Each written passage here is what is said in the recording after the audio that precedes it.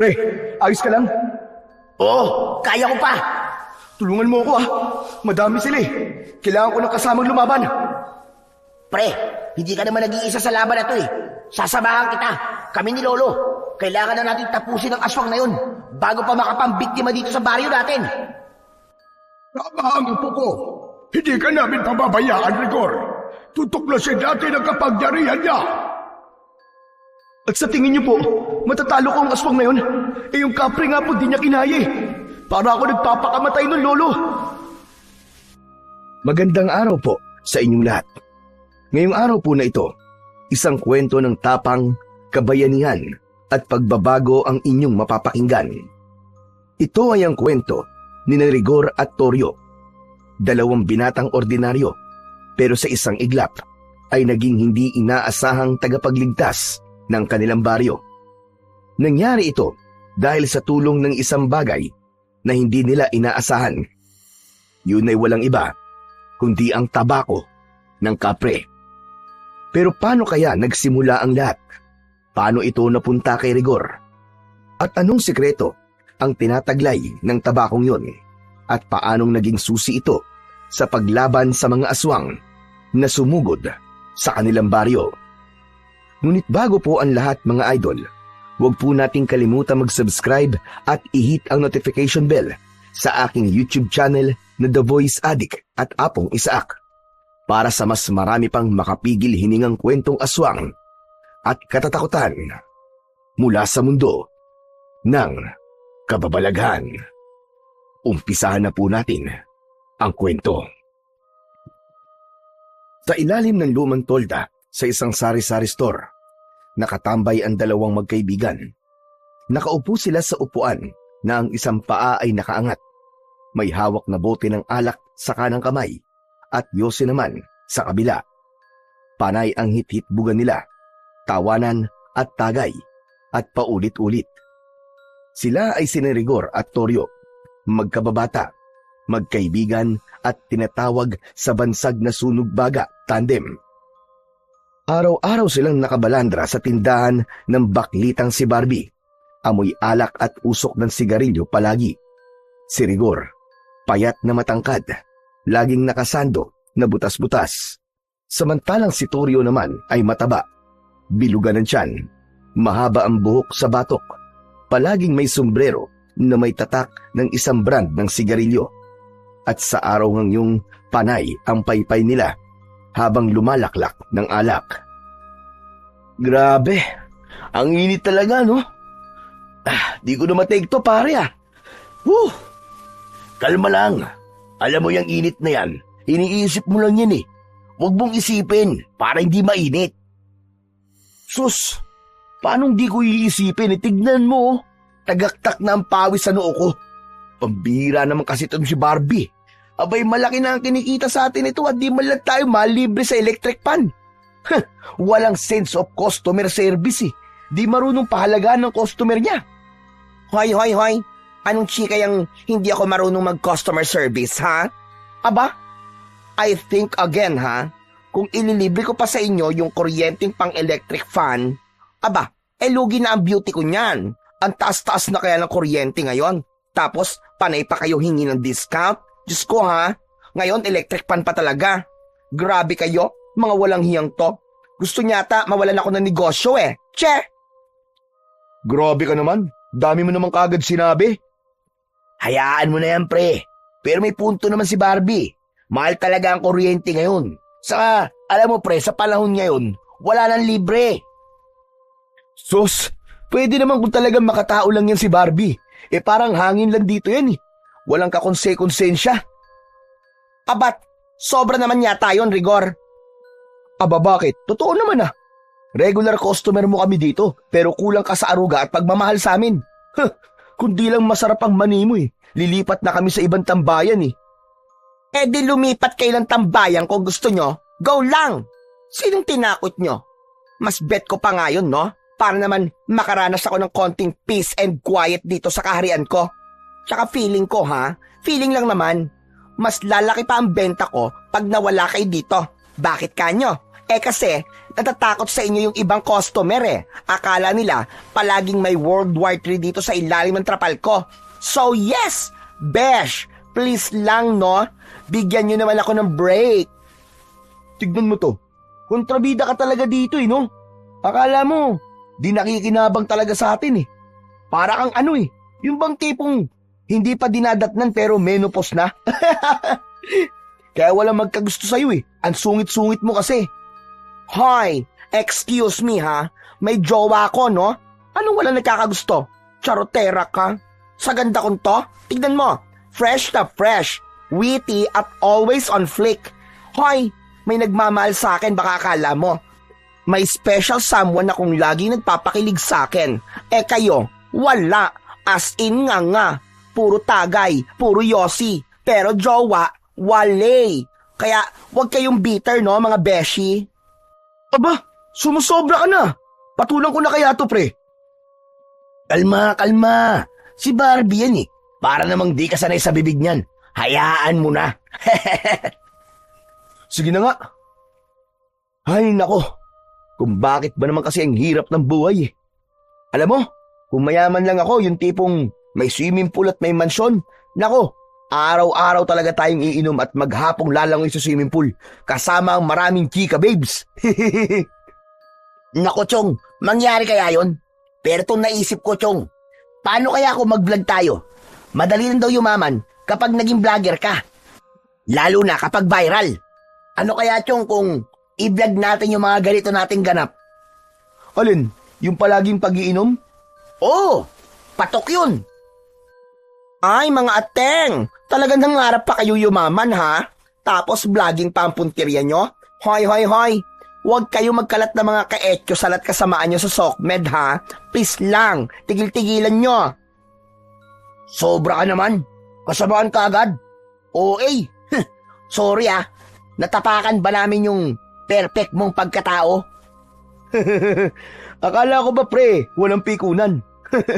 Hoy Barbie, mabuti pa manahimik ka na lang dyan, tiko mo na yung bibig mo. Hayaan mo na lang kami dito ni Torio no? Saka, maski naman ganito kami, mabait naman kami, di ba? Wala naman kaming masamang ginagawa sa iba. Wala naman kaming pineperwisyo. Sa bagay, pero wait lang, may sasabihin ako. Don't me. Huwag kayong magalit. Kung ako sa inyo, itigil nyo na ang walwal. Mga besh, huwag nyong i-abuse ang ganda ng katawan nyo, sayang. At kesa tambay lang kayo ng tambay dito, go na, hanap-hanap din ng work pag may time no? Push natin yan mga akla. Hoy, ikaw, huwag mo kasi kaming pangunahan sa gusto namin mangyari sa buhay namin. May plano din naman kami magkatrabaho no? Pero sa ngayon, huwag muna. Nag-e-enjoy pa kami nitong si paring rigor ko Basta't magkasama kami nito, solve na kami. O siya. Fine, mga ati. Kayo na ang winner sa universe, charot. O siya, sige. Aalis na ako ha. Mamamalengke pa ang beauty ko. Pamangking ko na lang muna bahala sa inyo ha. Babush, don't miss me too much ha. Mua, chup. Bye-bye. Umalis na si Barbie, bit-bit ang eco bag. Kumikembot-kembot pa ang balakang na parang rumarampa sa runway.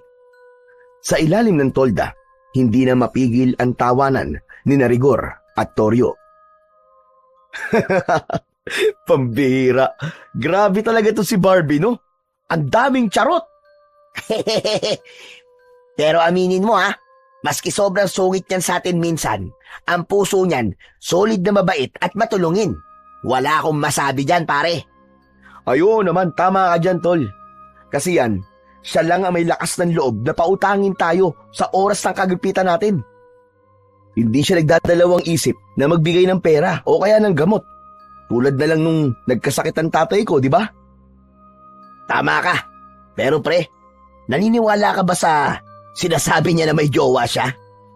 Hindi ko alam, pre. Hindi ko maisip kung paano magkakajowang isang baklang kapre. Hoy, grabe ka naman kay Barbie. Bakit? Totoo naman, pre Aminin mo, mukha talaga siyang kapre. Ang laki ba naman ng katawan puro muscle. Tapos, ang itim pa ng balat.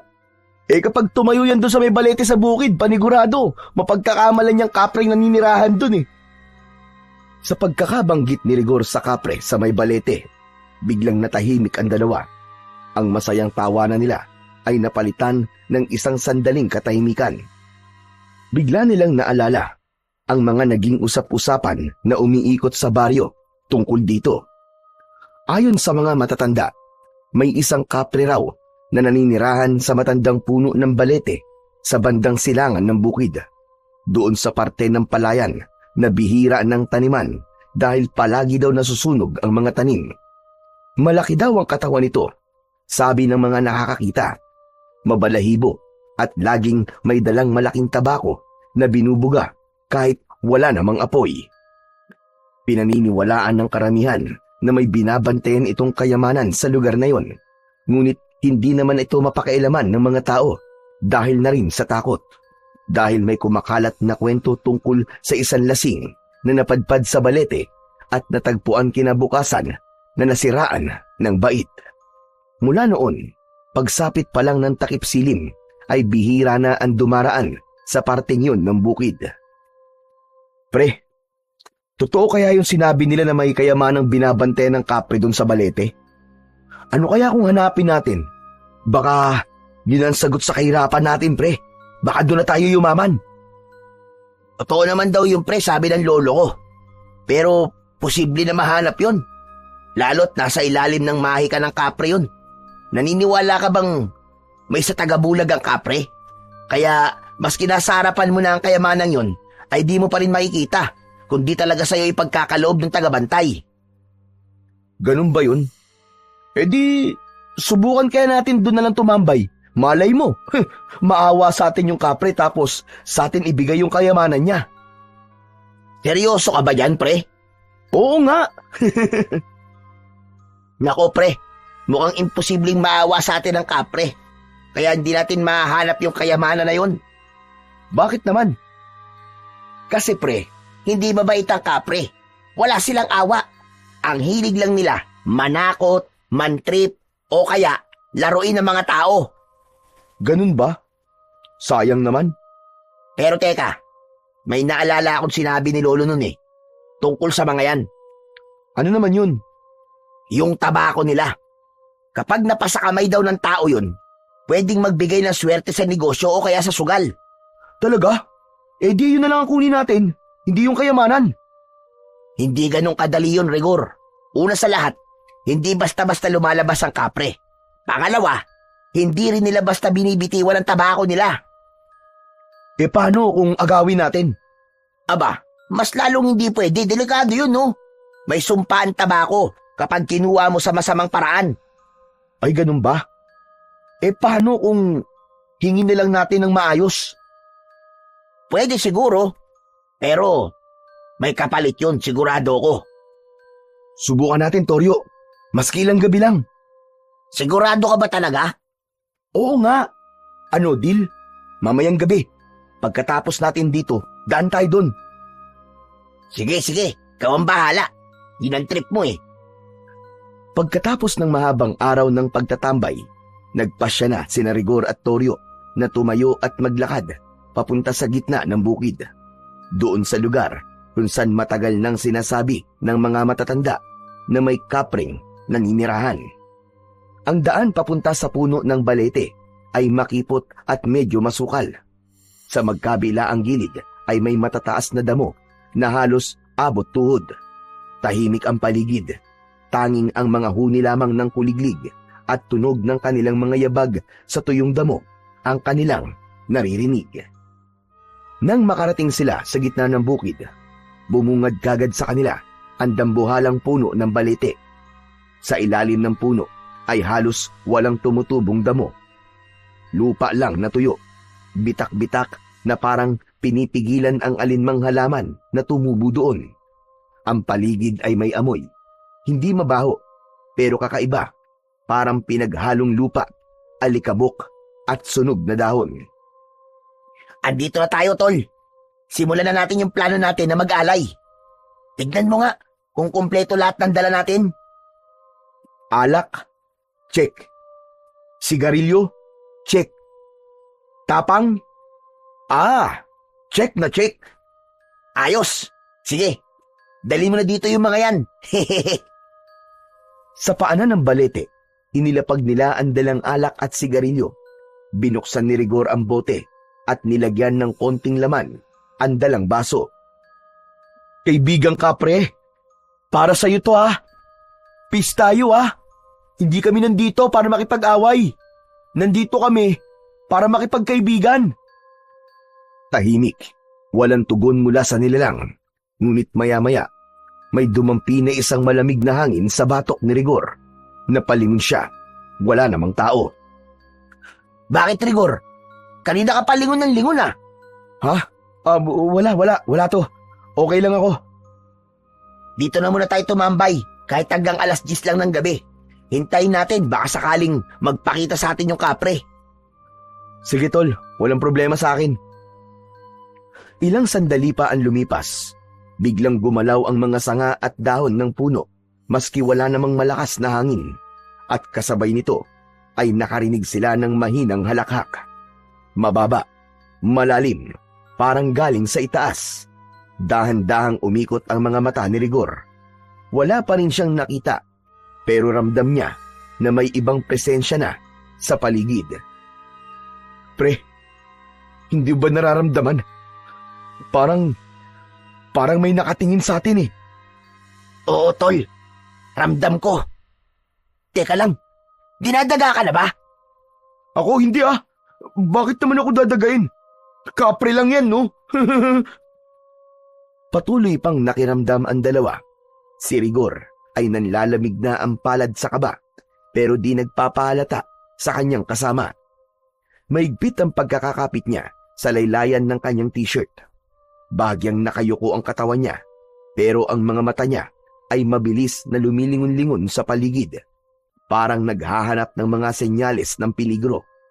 Pawisan ang noo niya kahit malamig naman ang simoy ng hangin at bahagyang nanginginig ang kanyang dalawang tuhod. Samantala, si Toryo naman ay hindi rin mapakali pero pinipilit na ipakitang matapang siya. Ayaw niyang pagtawanan siya ni Rigor, lalo pat palagi niyang ipinagmamalaki sa kaibigan na siya ay isang apo ng magaling na albularyo, na siya ang susunod sa yapak ng kanyang lolo, na matapang siya, malakas at handang-handa sa anumang laban.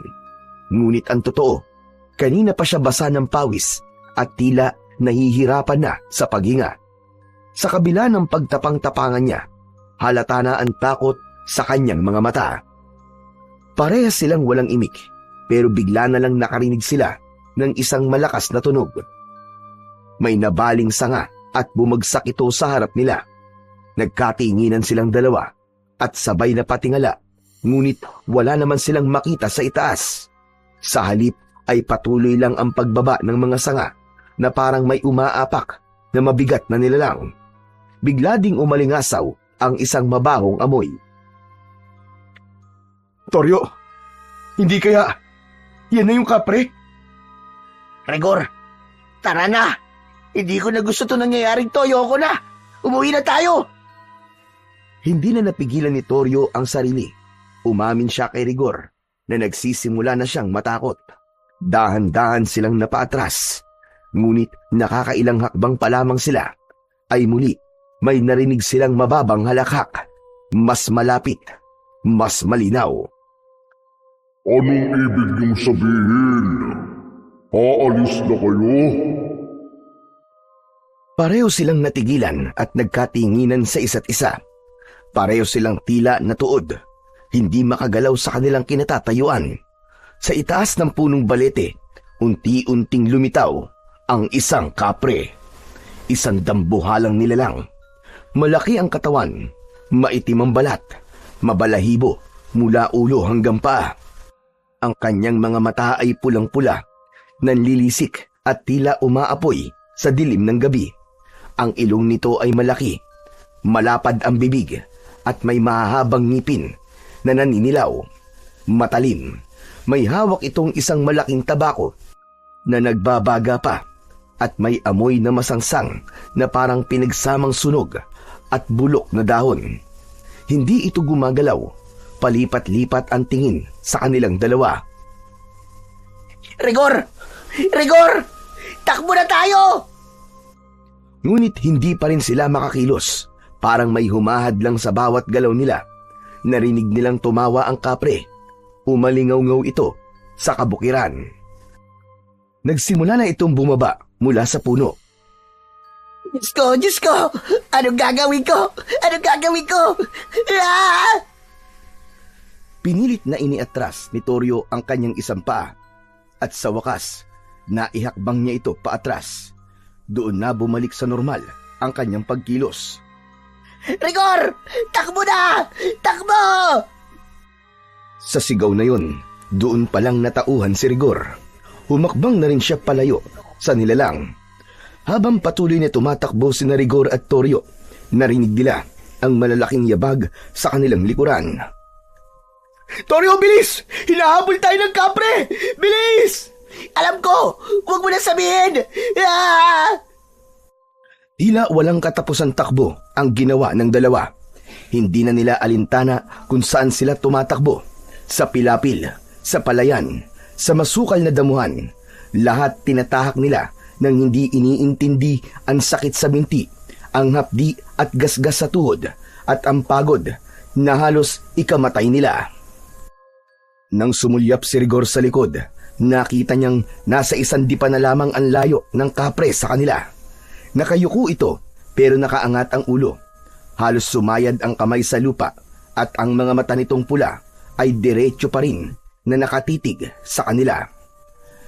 Isang saglit pa, inabot ng kapre ang isa sa mga sanga sa punong nadaanan nila. Naputol yun at inihagis sa direksyon nila. Tumama ito kay Toryo na agad tumilapon sa putikan. Toryo! Toryo, dali! Tayo! Basang-basa at nabalot ng putik ang katawan ni Toryo. Sa takot na abutan ng kapre, tumayo kagad ito.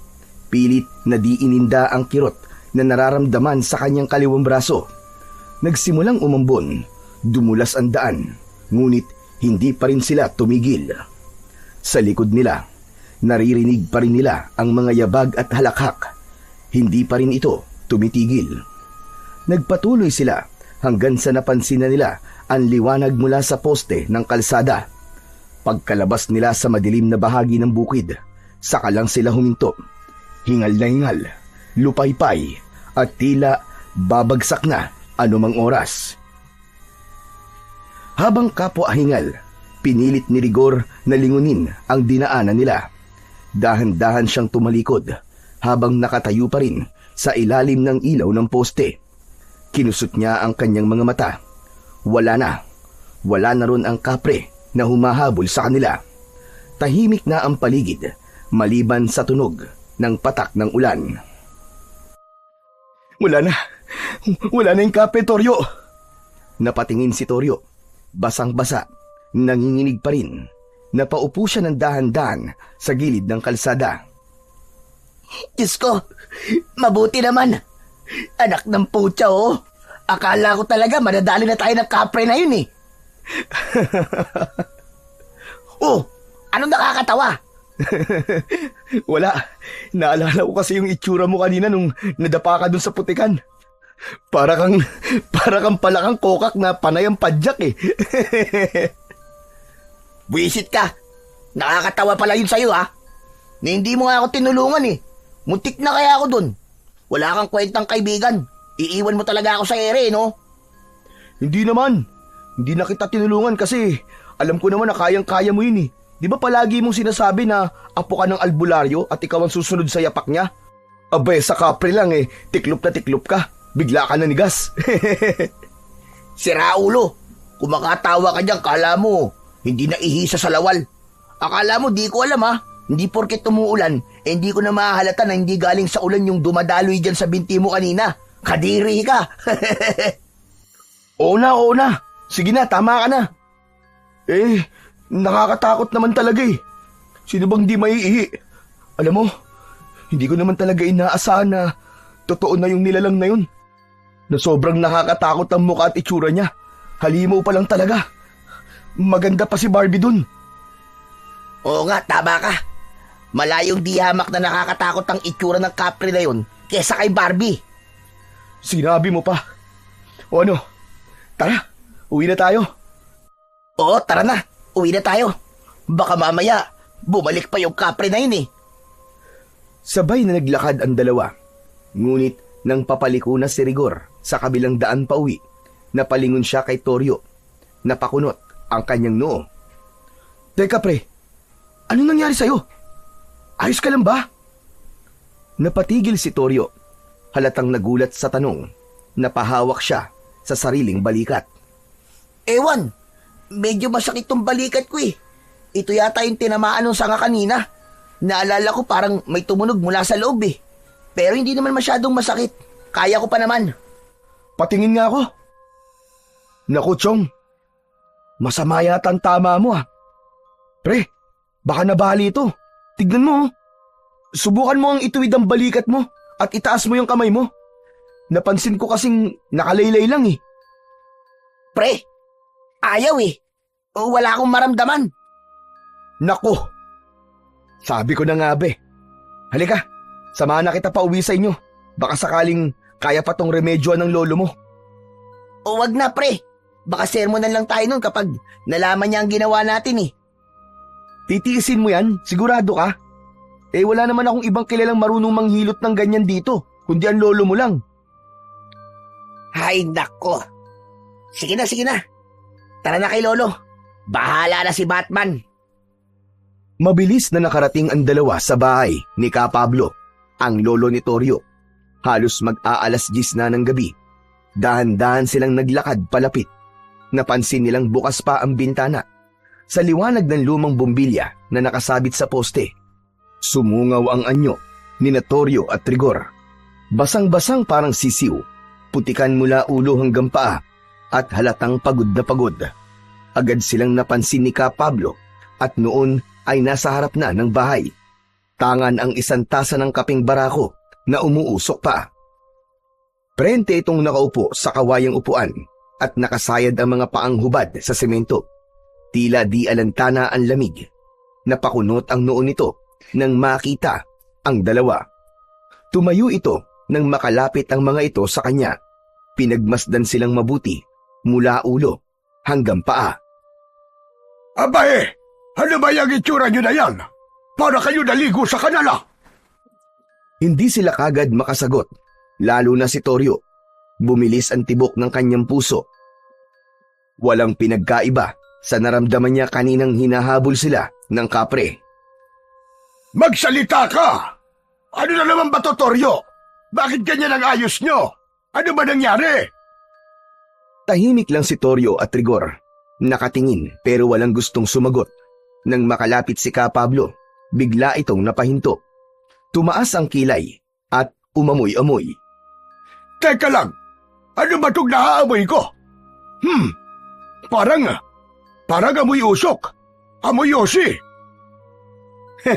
Normal lang po yun, Lolo. Naninigarilyo kami, kaya amoy yose kami. Hindi yan amoy ng usok ng sigarilyo. Aba, amoy kapre kayo. Po, paanong? Saan kayo galing ha? Anong kabalbalan na naman ang pinasok nyo? Huwag niyong sabihin wala. Huwag niyo akong gawin tanga. Wala naman po talaga lolo eh. Nag-inom lang po kami doon sa tindahan ni Barbie. Tapos inabutan po kami ng ulan pag uwi. Huwag ka magsinungaling sa akin, Toryo. Damuho kang bata ka. Kukutosan kita dyan. Napasinghap si Rigor at bahagyang napaatras. Parang batang nasermonan ng sariling ama. Si Toryo naman, tila nabigla rin at agad napayuko. Hindi makatingin ng diretso sa kanyang lolo. Hindi kumikilos si Ka Pablo. Tahimik siyang nakatitig sa dalawa. Ilang beses ko ba sasabihin sa'yo, Toryo, na ang taong palaging nagsisinungaling ay unti-unting nawawalan ng dangal. Kahit kailan talaga, walang mabuting idudulot ang kasinungalingan. Pati sarili nyo, niloloko nyo. Kasi lolo. Anong kasi? Ikaw talaga bata ka. Yang kasinungalingan mo talaga. Pag pinabayaan niyang ganyan, ewan ko na lamang. Baka kapag tumagal pa, hindi mo na alam kumilala ng tama at mali. Hindi pa rin nagsasalita ang dalawa. Bumuntong hininga si Ka Pablo, saka palang lumambot ang muka. O sige, sabihin niyo na sa akin ang totoo. Ano ba talaga nangyari? Galing kayo sa bukid, ano? Anong ginawa niyo doon? Ano po, Lolo eh. Naku po, Lo. Hindi niyo lang po alam kung anong pinagdaanan namin kanina. Akalain niyo po yun. Totoo pala talaga ang kapre. At totoo palang nakatira talaga yun dun sa puno ng balete.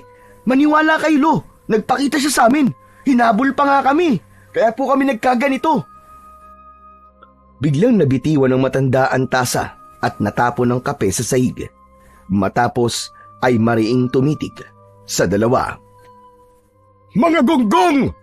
Mga ulo niyo puro yabang, pero wala namang laman! Sinabi ko na sa iyo, Toryo, huwag kang basta-basta lumalapit sa lugar na yon! Ano po kasi, Lo eh. Gusto lang po naming... Anong gusto? Anong gusto niyo, ha? Hindi niyo ba alam na lahat ng hahangarin niyo na pagmamayari ng kapre ay may kabayaran? Pabihira kayong dalawa! Ano bang pumasok niyan sa kokote niya? Lo, tama na po. Huwag niyo na pong pagalitan si Toryo. Ako po ang talaga may kasalanan.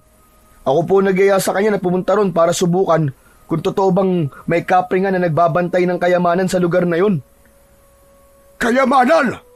Aanin niyo kung meron nga. Kukunin niyo. Gagamitin para magyabang, ganun ba? Para magpakasasa sa mga bagay na panandalian lamang.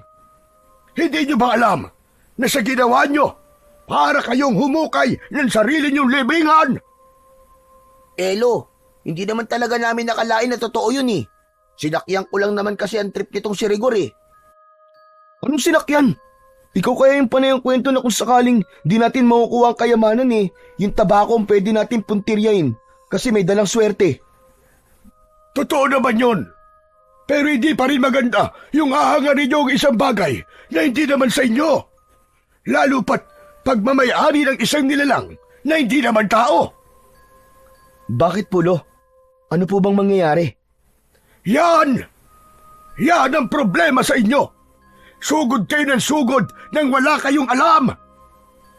Yang mga nakakatakot na nilalang, kasama ng mga engkanto, maligno, duwende at iba pa, ay hindi lang para sa mga kwentong takutan. Dahil ang bawat alamat o kwentong bayan ay may pinanggagalingan. At ang mga nilalang may dahilan kung bakit hindi dapat ginagambala. Pasensya na po, Lo. Hindi na po kami yung ulit. Nangangako po ako na kahit ano pong mangyari, hindi na po kami lalapit dun sa balete. Dapat lang na di na kayo umulit. Alam nyo, hindi naman ako galit na nakakita kayo ng kapre. Galit ako kasi isinugal nyo ang buhay nyo nang hindi man lang nag-iisip. Kung kayo nasaktan o nakuha ng nilalang na yun, ano na lang ang mararamdaman ng mga magulang nyo sa inyo? Sige nga, isipin nyo. Tapos magsisinungaling pa kayo sa akin. Opo, naiintindihan ko na po, Lolo. Pasensya na po ulit.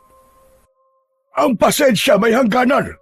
Pero ang kasutilan, kapag paulit-ulit nagiging ugali, at ang ugaling masama, mahirap nang itama. Kaya ngayon pa lang, itigil nyo na ang pagsisinungaling. Dahil hindi lang kapag nasanay sa kasinungalingan, darating ang panahon na hindi na ito marunong magsabi ng totoo kahit na kailan. Opo, Lo. Hindi na po kami magsisinungaling.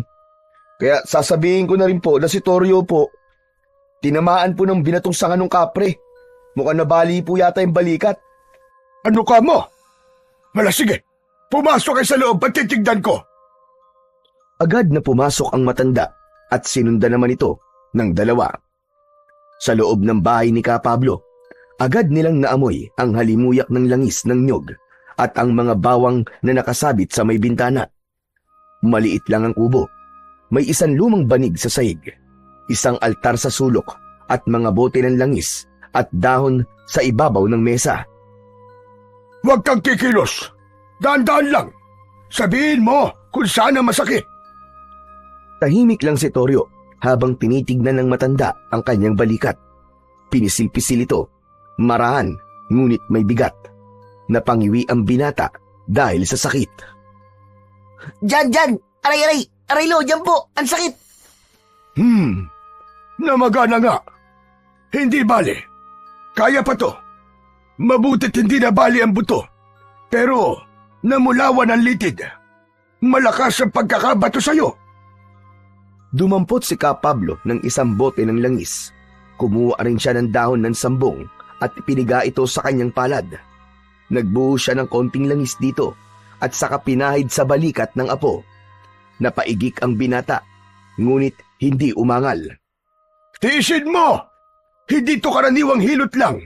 Ginagamot ko, hindi lang ang pilay mo, kundi ang bakas ng nilalang na itinanim niya sa'yo. Ano po? Bakas? Ano pong bakasyon, Lolo? Hindi sumagot ang matanda. Bagkus ay sinimulan na nitong muli na himasin ng may diin at ritmo ang balikat ng apo. Paikot-ikot ang daliri at sabay bulong at ihip sa balikat na masakit. Hindi maintindihan ni Rigor at Toryo ang ibinubulong ng matanda, pero parang galit, parang may sinasawata at itinataboy. Matapos ang ilang minuto, kinuha ni Ka Pablo ang isang pulang sinulid mula sa isang kahon at itinali ito sa braso ni Toryo. Huwag mo yang aalisin sa loob ng 3 araw. Pananggayan, habang hindi pa lubos na napuputol ang bakas ng inkwentro nyo sa nilalang na yon. Kailangan mong mag-ingat. Bakit po, Lo? Ibig po ba sabihin, hindi pa talaga kami tatantanan ng kapre na yon? Hindi basta-basta ang nilalang na yon, Apo. Hindi sila gaya ng hayop na kapag hindi mo na pinapansin, tapos na. Kapag nakita mo ang kapre at nakita ka din niya, may bakas siyang iiwan sa'yo. Yun ang magiging koneksyon niya sa inyo. Ikaw ba, Rigor? May bakas din ba sa'yo? Mukhang wala naman po, Lo. Kasi naunahan ko po si Toryo eh. Mas nauna po akong nakalayo. Kaya siya po yung pinuntirya na batuhin ng sanga. Diyan ka nagkakamali. 2 kayong may bakas. Parehas na kayong nakakonekta sa kanya. Kaya ano man sandali, pwede niya kayong lapitan at saktan. Po? Itinikit niya sa inyo ang kanyang amoy. Kaya maski nung layo nyo, kahit saan lugar pa kayo magtago, kapag ginusto niya kayong hanapin, mahanap at mahanap niya kayo. Eh paano po yun, Lo? Kung ganun, hindi na ba talaga kami makakatakas sa kanya? Makakatakas kayo, pero hindi sa pagtakbo. Kailangan niyong putulin ang koneksyon niyo sa kanya. Kung ganun po, bigyan niyo rin po ako ng panangga, tulad po ng kay Toryo. Hindi lang panangga ang kailangan. Dahil sa mundo ng nilalang na gaya niya, lahat ng kilos ay may kabayaran. Kung nagambala mo siya, o maski nga napagtawanan mo lamang, para sa kanya, utang na yon na kailangang singilin. Ganun po pala yun? Oh, heto sa'yo. Itali mo yan sa pulsuan mo at huwag mong aalisin hanggang ako magsabi na pwede na. Kaso pansamantala lang ito. Posibleng hindi pa rin kayo tantanan nun. Ano po ang pwede namin gawin para maputol po ang pagsunod niya sa amin? Paano namin mapuputol po ang bakas? Bukas, sabay kayong pupunta sa balete. Humingi kayo ng tawad. Magdala kayo ng suol tulad ng ilang piraso ng tabako, candy, o kaya yung mga prutas. Ialay niyo yon sa ugat ng puno. Ano, Lo? Lalapit ulit kami sa puno ng balete? Lo, paano kung magpakita po ulit sa amin yung kapre? Hindi yun magpapakita ng basta-basta, lalo na umaga. Madamot ang kapre, pero kaya niyang kumilala ng pusong marunong umako ng pagkakamali. Sige po, Lo. Gagawin po namin yung bukas. Di ba, Toryo? Oo na. Kumusta na ang pakiramdam mo? Ayos na ba? Opo, mas mabuti na po kaysa kanina. Tignan niyo po, naigagalaw ko na po. Mabuti naman. Ang gagawin na lang natin ngayon ay ang maghintay na maayos ang lahat ng gulong ito. Siya nga pala, Rigor. Malalim na ang gabi. Mabuti pa ay umuwi ka na. Po? Ako po uuwi.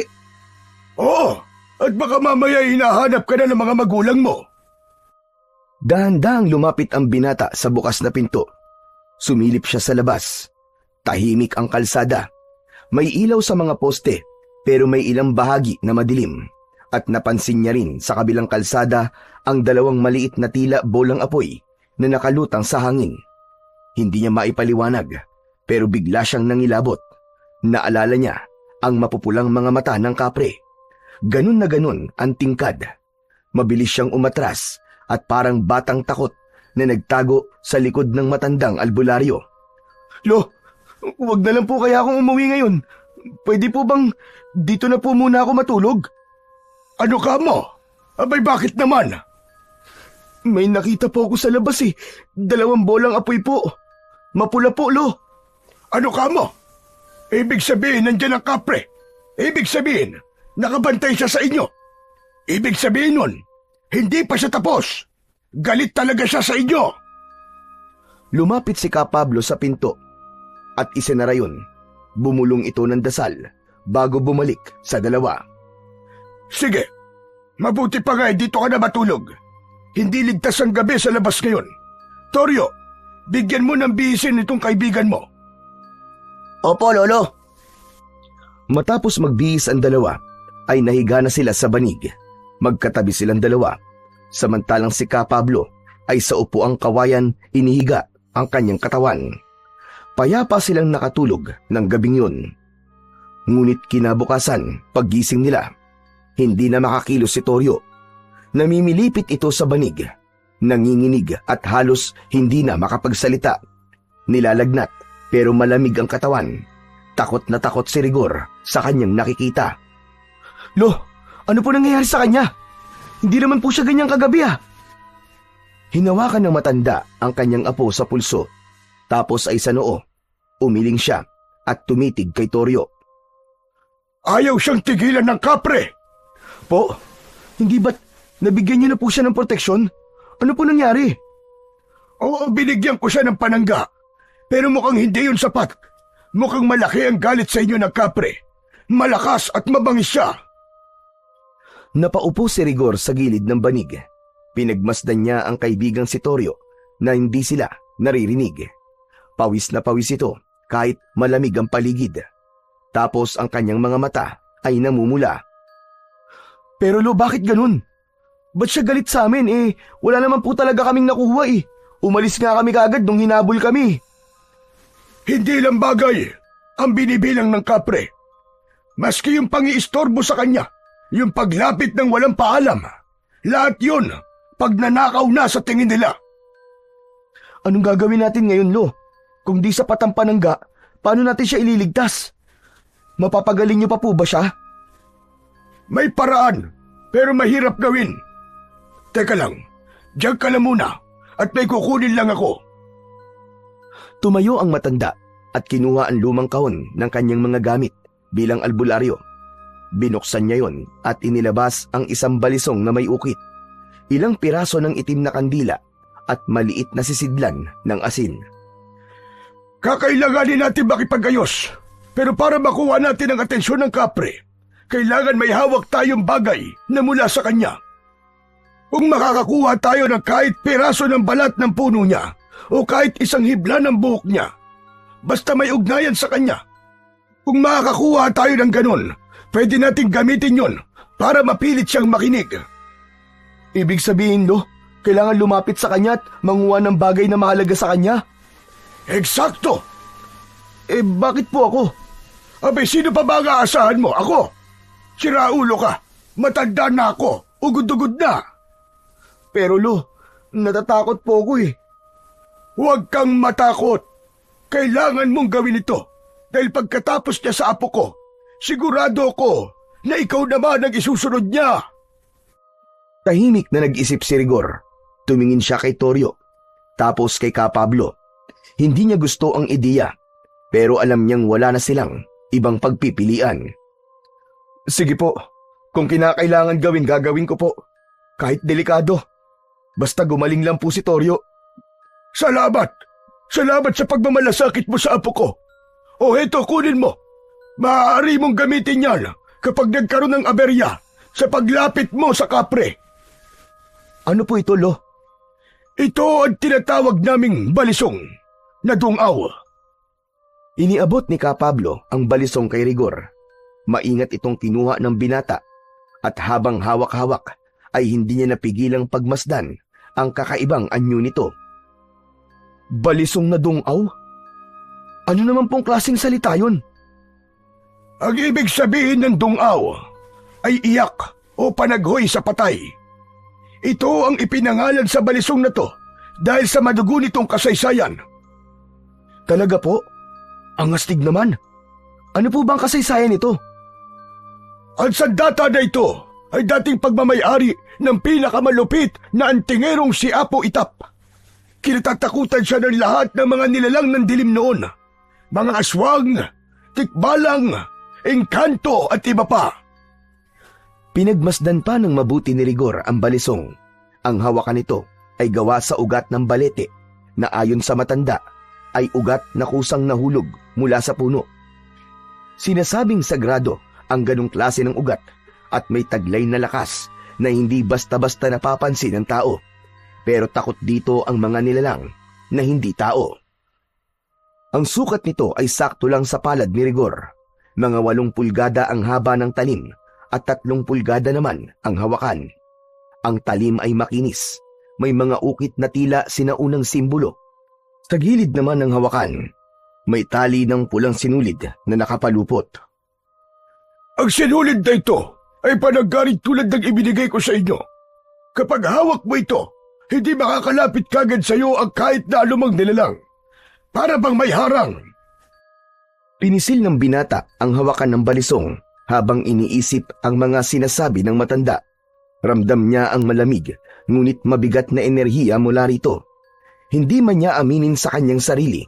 May halong kaba at pagkamangha sa biglang pagpasok ng ganitong responsibilidad sa buhay niya. Hindi lang ito tungkol sa paggaling ni Toryo, kundi tungkol sa kung hanggang saan ang kaya niyang gawin para mailigtas lang ang kaibigan sa galit ng kapre. Kinahaponan, mas lumala ang kalagayan ni Toryo. Paminsan-minsan ay nawawalan ito ng ulirat. Tapos kapag nagigising ay nagwawala at di makakilala. Hindi na rin makakain o makainom ng tubig. Pwede ka nang kumilos, Rigor. Tulungan mo ang apo ko na malampasan ang pagsubok na ito. Opo, gagawin ko po ang lahat, Lolo. Pilitin mo talaga makakuha ng anumang bagay sa kanya. Yun lang, Rigor. Yun lang ang pwede makapagligtas sa buhay ng apo ko. Dahil yung kapre, hindi natin pwedeng labanan ng harapan. Hanggat maaari, kailangan nating daanin sa usap, sa diplomasya, sa kasunduan. Dahil ayoko ng madugon labanan sa totoo lang. Pero dahil ayaw niyang makipag-ugnayan sa atin, kapag may nakuha kang gamit niya na mahalaga sa kanya, doon natin siya pwedeng i-pressure. Mapipilitan siya makipag-ugnayan sa atin. Ipapaalam natin na hindi natin isasauli ang bagay na yon hanggat hindi niya pinapatawad si Toryo. Kapalit ng bagay na yon, buhay ng kaibigan mo. Parang blackmail po, ganun po ba, Lolo? Oo, parang ganun na nga. Wala tayong ibang paraan. Tumango si Rigor. Dahan-dahan itong naglakad palapit kay Toryo. Toryo, aalis na ako ha. Huwag kang bibitiw ha. Hintayin mo ko. Matapos magpaalam kay Toryo, ay lumabas na siya ng bahay. Mabigat ang kanyang hakbang. Pagbukas niya ng pinto, sinalubong siya ng malamig at basang hangin. Madilim ang langit. Kulay itim ang mga ulap. Pakiramdam niya anumang oras, muling babagsak ang ulan. Wala siyang dalang payong, pero hindi niya na ito inintindi. Ang mahalaga lang sa kanya ay ang makalakad, makalayo, at makarating kung saan man siya dapat pumunta. Bitbit niya ang tela na bumabalot sa balisong ni Apo Itap. Ang huling pag-asang maipagtanggol ang kaibigan laban sa kung anumang nilalang ang pumipinsala rito. Nagpatuloy siya sa paglalakad hanggang sa napadaan siya sa bahay ni Barbie. Rigor? Napalingon siya. Nasa pintuan si Barbie. Kinakawayan siyang lumapit. Aba, himala. Nag-iisa ka yata ngayon. Nasa si Toryo. Himala, hindi kayo nag-inuman ngayong araw ah. Nagtampo ata kayo sa akin kahapon. Ano ba yan? Barbie, may sakit si Toryo eh. Nilalagnat siya ng malala. Ha? Aba, bigla naman yata yan. Okay pa naman siya kahapon ah. Kaya nga eh. Saan ka ba pupunta niyan? Hindi naman yan ang daan pa uwi sa inyo ah. Wala. Diyan lang. Sige, mauna na ako ah. Rigor, teka lang. May narinig kasi ako na nagkikwentuhan kanina dito sa tindahan. Ang sabi, may kabarangay daw tayo na nakakita kagabi na may gumagalang aswang dito sa baryo. Nako, mabuti pa umuwi ka na. Huwag ka na magpaabot ng gabi sa daan. Ano ka mo? Aswang? Oo, sabi ni Aling Kunching. Kilala mo naman na matandang yon, di ba? Kapag siyang nagkalat ng balita, totoo talaga. Sino daw yung nakakita? Siya ba mismo? Hindi raw siya. Yung anak niya raw, si Lenlen. Nakita daw niya kagabi, bandang 10:00, may dumaan daw sa tapat nila. Tao raw, gumagapang. Gumagapang? Oo, yung bang parang hinihila yung isang paa habang nakadapa sa lupa. Hindi daw niya nakita yung muka eh. Akala daw ni Lenlen, lasing lang o kaya adik. Pero sinundan daw niya. Aba, Rigor, nako, maninindig ang balahibo mo sa kwento niya. Ano raw? Yung tao, huminto daw sa gitna ng kalsada. Lumingon daw sa kanya at tinignan siya ng diretso tapos biglang nagbago daw ng anyo. Paano nagbago? Ano ba, Barbie? Bilisan mo naman magkwento para ka namang teleserye. Laging itutuloy, ano ba yan? Eto na nga, chill ka lang. Ito na, ipapasto ko na ang chika. Yun nga daw, yung tao, bigla raw lumaki ang katawan, humaba ang kuko at naging dambuhalang aso. Diyos ko po, hindi ordinaryong aso ha. Malaki raw na parang kalabaw, pero yung mata, matatalim at parang nag-aapoy. O diba? Tapos, tumakbo raw palayo sa direksyon ng norte. Doon sa may gulod. Baka raw nagpunta doon sa abandonadong bahay sa dulo ng kalsada. Doon sa dating bahay ni Mang Indo? Oo nga daw, doon nga pumunta. Paano naman nila nalaman? Sinundan nila? Aba, ewan ko. Yun lang ang nasplok dito sa tindahan ko eh. Pero hindi naman siguro yung charot-charot lang, no? Sus, gawa-gawa lang nila yun. Nagpapaniwala ka naman. Paano kung hindi? Nako, mabuti pa no, umuwi ka na, Rigor. Baka makasalubong mo pa yon. Huwag ka nang gala ng gala sa ganitong oras. Huwag ka mag-alala, Barbie. Di naman siguro ko tatargetin nun. Di siya mabubusog sa akin. Seryoso ko, Rigor, ha? Huwag mo tong gawing biro. Bigla silang natigilan nang may marinig na malakas na alulong mula sa hindi kalayuan. Tumagal ito ng ilang segundo. Napatingin si Barbie kay Rigor. Nanlaki ang mga mata at unti-unting namutla. Narinig mo yon, Rigor? Natigilan si Rigor, napalunok. Saglit siyang napatitig sa direksyon ng pinanggagalingan ng alulong. Walang sabi-sabi, agad na isinara ni Barbie ang kanyang tindahan. Pero si Rigor, pilit na binaliwala ang narinig. Imbis na umuwi, ay tumalikod siya at muling pinagpatuloy ang paglalakad. Palayo, patungo sa bukid. Muling tumahimik ang paligid, maliban sa mahinang paghuni ng mga kuliglig sa paligid. Nang muli niyang tignan ang kalangitan, maaliwalas na ito at nawala na ang itim na ulap. Lumitaw na ang mga bituin at buwan. Tuluyan na ring kinain ng dilim ang liwanag. Narating na ni Rigor ang lugar. Saglit siyang nagtago sa may damuhan. Hindi kalayuan pero sapat ang distansya para maaninag niya ng buo ang punong balete. Sa tulong ng liwanag ng bilog na buwan, naaaninag niya ang bawat sanga, bawat ugat na nakababa mula sa punong kahoy. At doon niya nakita ang kapre. Nakaupo ito sa isang makapal na sanga. Nananabako. Ang usok mula sa kanyang tabako ay umuusok pataas. Nakakuyakoy ang isang paa sa sanga, habang ang isa naman ay nakaangat. Nakatukod ang sakong sa katawan ng puno ng balete, na parabang komportableng nagpapahinga. Tahimik si Rigor habang nakayuko sa damuhan. Binantayan niya ang bawat galaw ng nilalang. Hindi niya sigurado kung nakita na siya o hindi pa, kaya pinili niyang huwag munang kumilos.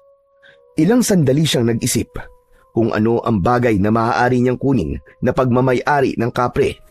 Naisip niyang pinakamadaling kunin ay ang ugat ng balete. Tumingin siya sa paligid. Iniisip kung paano siya makakalapit nang hindi siya napapansin. Naisip niyang pwede siyang gumapang sa damuhan, dahan-dahan at humanap ng tamang tiyempo kapag tumingin sa ibang direksyon ng kapre o kung sakaling ito ay pumikit. Wala pa man siyang ginagawa, ramdam na niya ang kaba sa dibdib. Ilang sandali pa ay naglakas loob na ang binata. Nagsimula na itong gumapang, ngunit hindi man siya nakakalabas ng damuhan ay may narinig na siyang mabilis na kaluskos mula sa kabilang bahagi ng damuhan. Napatingin siya sa direksyong yun. Mula sa pagkakayuko, dahan-dahang iniangat ang ulo upang masipat kung ano ang pinagmumulan ng ingay. At sa hindi inaasahan, nakita rin niyang naging alerto ang kapre. Ang dati nitong nakakuyakoy na paa ay biglang iniangat. Tumayo ito sa sanga ng balete. Ang mga mata nito ay mas lalong tila nagliyab at malikot, parang may hinahanap. Bahagya pa itong sumingot na parang nakakaamoy ng presensyang hindi niya gusto. Ano kaya yun? Ramdam niya ang kilabot ng mga oras na yun, pero hindi pa rin siya umaatras. Nanatili siyang nakatago. At doon na nagbukas ang panibagong eksena. Mula sa makapal na damuhan sa bandang kaliwa, isang nilalang ang biglang lumitaw. May isang dambuhalang itim na biglang nagpakita. Hindi ordinaryo ang anyo nito. Malaki ang katawan nito na halos kasinlaki ng kalabaw. Ang balahibo nito ay makapal. Mahaba ang buntot at may paliko sa dulo. Ang mga mata ay kulay pula. May mga nakalabas na pangil sa bibig. Matutulis at mahaba. Malalaki rin at matatalas ang kanyang mga kuko. Aswang! Kung ganun, totoo nga sinabi ni Barbie na may aswang! Nagkatinginan ang kapre at ang itim na aso. Tahimik lang sila nung una.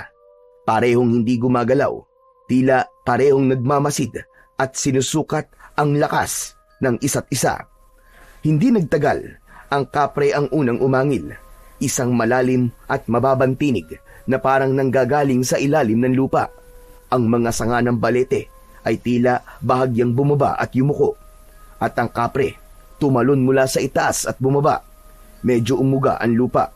Sa isang iglap, nakatayo na ito sa ilalim ng punong balete, nakaharap sa aswang. Ano kayang mangyayari? Mukhang maglalaban sila! Habang nakatayo ang kapre, biglang sumugod sa kanya ang aswang. Sa bilis ng kilos nito, halos hindi nasundan ng mata ni Rigor ang galaw. Sa bilis ay tila nagmukha na lang itong anino na sumagasa sa katawan ng kapre. Ngunit mabilis ring nakaresponde ang kapre. Nasalo niya ng kanyang matitikas na bisig ang unang atake. Napaatras ito ng bahagya, pero agad ding bumawi. Sinuntok nito ang aswang. Napaurong ang aswang, ngunit sa halip na tuluyang umatras, umalulong ito ng pagkalakas-lakas. May mga ibong biglang lumipad mula sa mga punong kahoy. Nagpatuloy ang sagupaan ng dalawa. Tinadyakan ng kapre ang aswang. Tumilapon ito ng ilang metro, ngunit agad ding nakatayo. Tumalon pabalik at sinunggaban ang balikat ng kapre gamit ang malalaking pangil nito. Umingit ang kapre sa sakit. Napaatras ito pero di pa rin sumusuko. Kumuha ng malaking sanga ang kapre mula sa lupa. Mistulang kahoy na baston. Inihampas niya ito ng malakas sa aswang. Pero unti-unting lumalamang ang aswang makalipas ang ilang sandali. Nasugatan kasi ang binti nito at tila nahirapan ang tumayo ng tuwid. Umuungol ito. Nanginginig habang ang aswang naman ay patuloy sa pag-atake. Putya naman oh! Mukhang dehado na ang kapre ah! Nasa damuhan pa rin si Rigor. Pilit na ikinukubli ang katawan. Nagpaikot-ikot ang dalawa. Mukhang nangihina na ang kapre. Unti-unti na itong nauubusan ng lakas. Mabilis na din ang paghinga nito. Kinagat itong muli ng aswang sa braso. Buisit! Alis na kaya ako rito! Baka madamay pa ako sa away nila eh! Aatras na sana siya, pero parang may pumipigil sa kanya. Muli, ang mga mata niya ay nakatuon sa kapre, at sa unang pagkakataon ay nakaramdam siya ng awa para dito. Napahawak siya sa kanyang tagiliran. Naramdaman niya roon ang lalagyan ng balisong. Hindi maaari ito. Tutulungan ko siya. Bahala na. Huminga siya ng malalim saka lumabas mula sa damuhan. Direkta siyang humarap sa aswang. Hoy! Diablong buwang!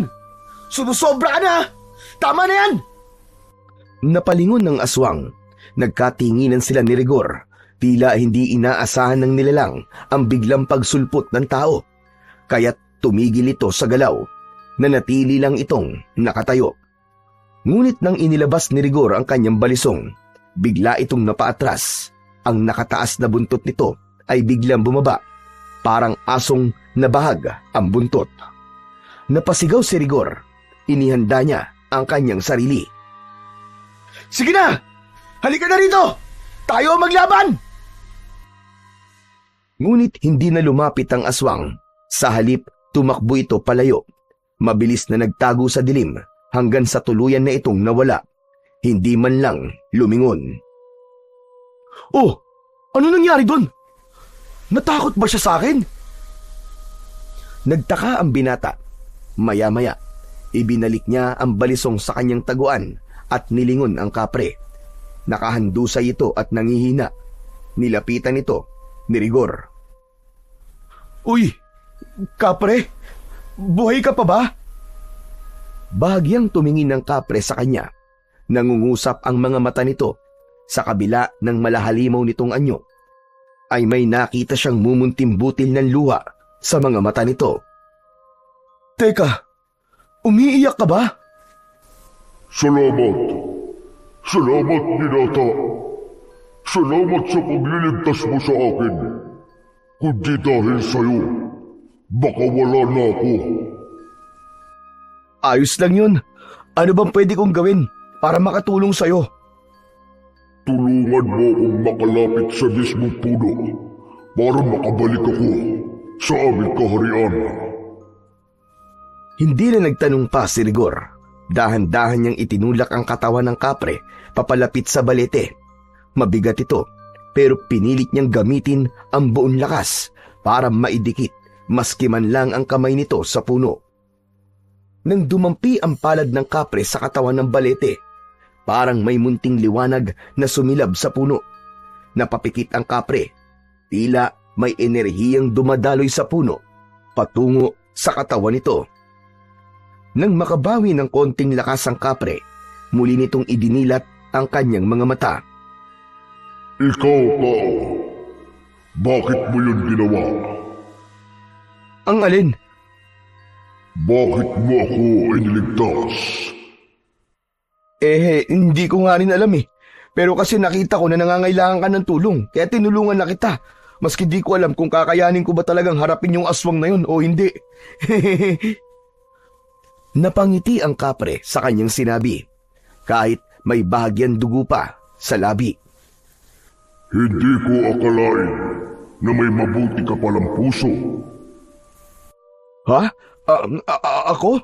Hindi naman masyado. Maraming salamat ulit, binata. Babalik ako. Ipagpapatuloy natin ang hindi natapos na usapan natin na to. Paalam. At sa isang kisap mata, naramdaman niya ang malamig na hangin na dumampi sa kanyang pisngi, kasabay ng pagkawala ng kapre. Uy, teka, sandali lang! Bumalik ka dito! May kailangan pala tayong pag-usapan! Yung kaibigan ko! Pagalagin mo na, nakikiusap ako! Ngunit wala na ang kapre. Wala nang sumagot sa kanya. Unti-unti, napaupo siya at nakaramdam ng panghihinayang. Napayuko si Rigor. Maigpit siyang humawak sa katawan ng puno. Parang umaasa pa rin na baka sakaling magbalik ang kapre. Naramdaman niya ang gaspang ng balat ng balete, pero wala na talaga. Umupo siya sa paanan ng puno. Hindi niya na napigilan ang pag-iyak. Isinubsob niya ang kanyang muka sa kanyang palad. Ang tanga mo, Rigor! Ang tanga mo! Dapat kanina ko pa sinabi. Dapat sinabi ko na kagad na patawarin niya na kami ni Toryo. Napagalingin na niya ang kaibigan ko. Bumuntong hininga siya.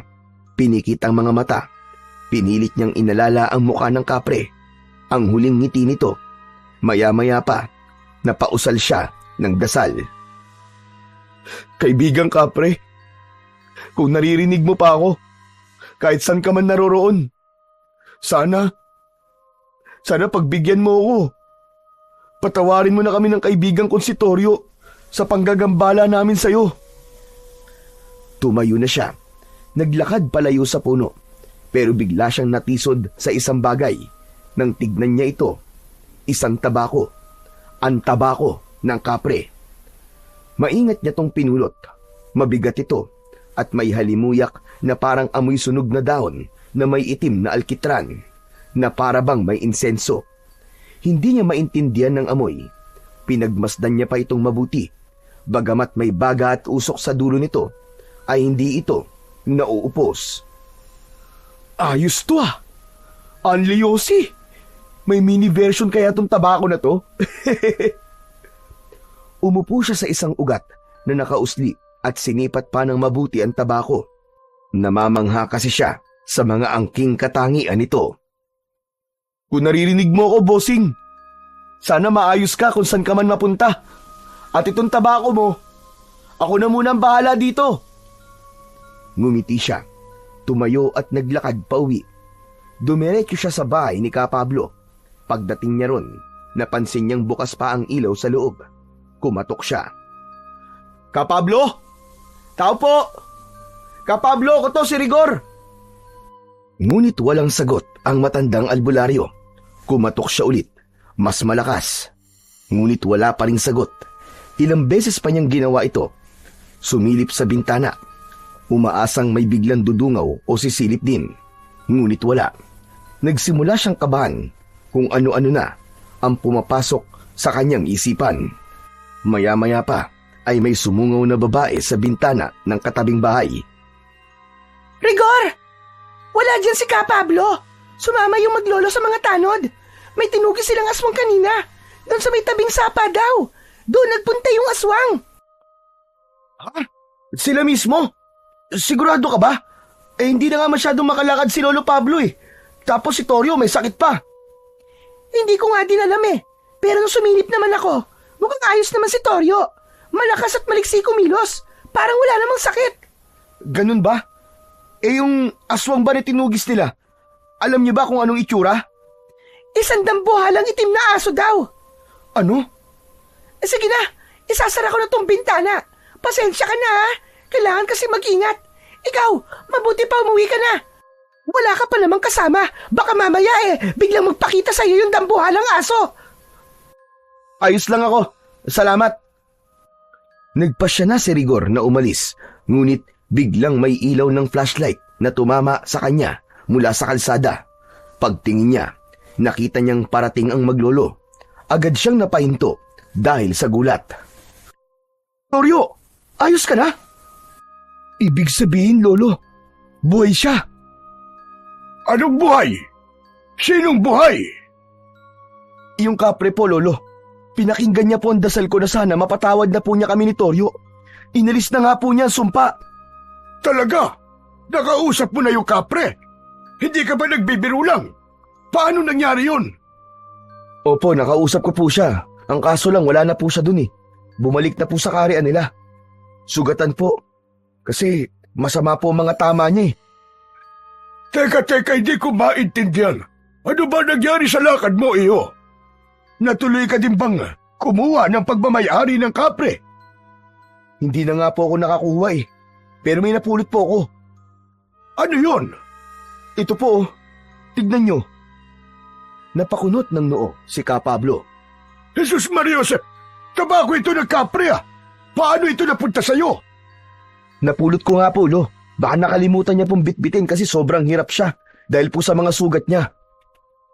Teka iyo, pwede mo bang ikwento sa akin ng tuloy-tuloy kung ano talaga ang nangyari? At nagsimula na ngang ikwento lahat ni Rigor ang lahat ng nangyari. Wala siyang itinarang detalye mula simula hanggang sa huli. Makikita sa muka ng maglolo ang pagkamangha sa mga ginawa ni Rigor. Talaga, Chong? Tinulungan mo yung Kapre laban sa aswang? Shish! Ang astig naman nun, men! Di ka natakot? Yun na nga ang pinagtataka ko, Toryo eh. Ramdam kong kinakabahan ako, pero hindi ako natakot. Di ka natakot na harapin ang aswang dahil sa hawak mong sandata iyo. Ang balisong ng dungaw ay hindi lang sandata na pangsugat sa mga kalaban. Kaya din itong magbigay ng tapang sa sino mang may tangan sa kanya. Kaya pala, saka para akong nakakarinig ng mga bulong kanina. Talaga? May mga naririnig ka bang boses? Opo, parang sinasabi nila kung ano ang kailangan kong gawin. Paanong nangyari yun? Imposible namang maging isa kang Bertudes.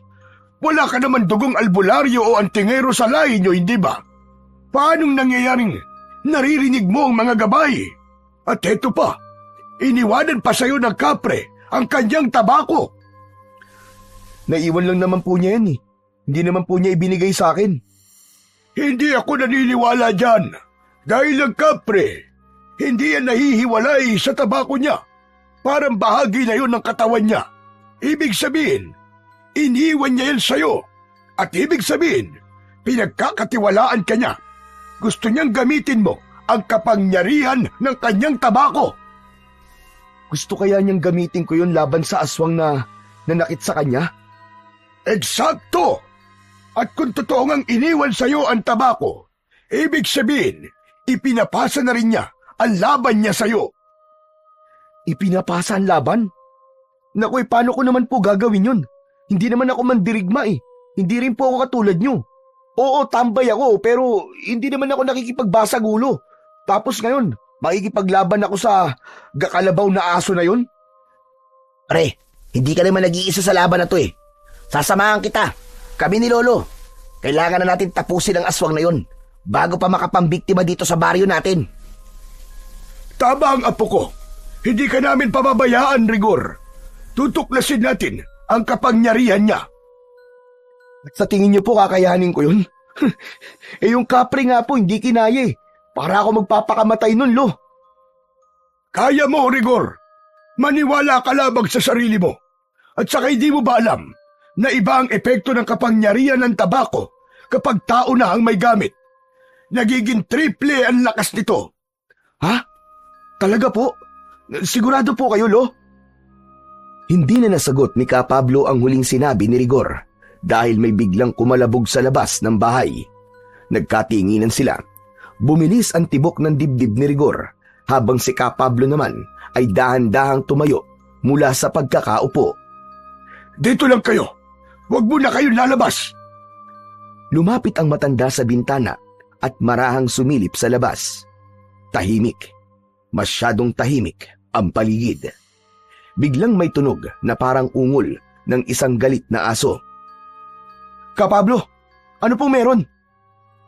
Hindi ulit sumagot ang matanda. Bagkus ay isinara na niya ang bintana. Saka mabilis na kinuha ang isang bote na may lamang pulang likido. Binuksan ito at isinaboy ang laman sa paligid ng pinto at bintana. Sabay bulong ng mga salitang hindi nila maintindihan. May narinig silang mga yapak at pagkatapos ay may kumalabog ulit. Sa pagkakataong ito, para bang sinadyang banggain ang dingding ng bahay. Napayuko si Ka Pablo, tumingin sa paligid at muling nagsaboy ng isa pang likido sa mga dingding. Maging alerto kayo! Nasa labas ang aswang! Napalunok si Rigor. Tumayo siya at napahawak sa kanyang balisong. Dinampot na rin niya ang tabako na nasa ibabaw ng mesa. Dahan-dahan siyang lumapit sa dingding. Pinakiramdaman ang labas. Pwede ko bang makita, Ka Pablo? Tumango ang matanda. Lumapit siya sa bintana at sumilip ng konti. Saglit siyang natigilan. Nakita niya ang isang malaking nilalang na parang aso. Siya nga yung aswang na nakita ko sa bukid. Siya po yun. Ano? Kung ganon, gusto mo ba subukan ang kapangyarihan ng tabako? Napatingin sa kanyang mga kamay ang binata. Sa kanan ay hawak niya ang balisong na dungaw at sa kabila naman ay ang tabako ng kapre. Agad niyang napansin na sa mismong oras na yon parang kusang sumiklab ang dulo nito. Nagliyab kahit walang posporo o apoy. Nagsimula itong umusok at hindi ordinaryong usok ang lumabas. Kulay bughaw, paikot-ikot sa hangin, parang may sariling buhay. Kapablo! Ito na yon, Rigor. Huwag kang matakot. Hayaan mong gabayan ka ng tabako. Damhin mo ang presensya ng kapre. Hindi ka nag-iisa. Pumikit si Rigor sa kanyang isipan, biglang sumulpot ang imahe ng punong tinayuan nila at doon, sa lilim, nakatayo ang kapre. Sugatan pero nakangiti. Saka ito tumango. Marahang itinaas ang kamay na parabang pinapasa sa kanya ang isang tila bilog na liwanag. Nang abutin niya ang liwanag sa isip, agad na naramdaman niya ang biglang pag-init ng kanyang dibdib. Hindi masakit, pero mabilis ang kabog nito. Dahan-dahan niyang iminulat ang kanyang mga mata. Naramdaman niya ang malamig na hangin na tumama sa kanyang muka. Ngunit ngayon ay may kakaibang pakiramdam. Ang usok mula sa tabako ay patuloy na umiikot, bumubuo ng isang manipis na bilog sa hangin. Nakuha mo na ang basbas.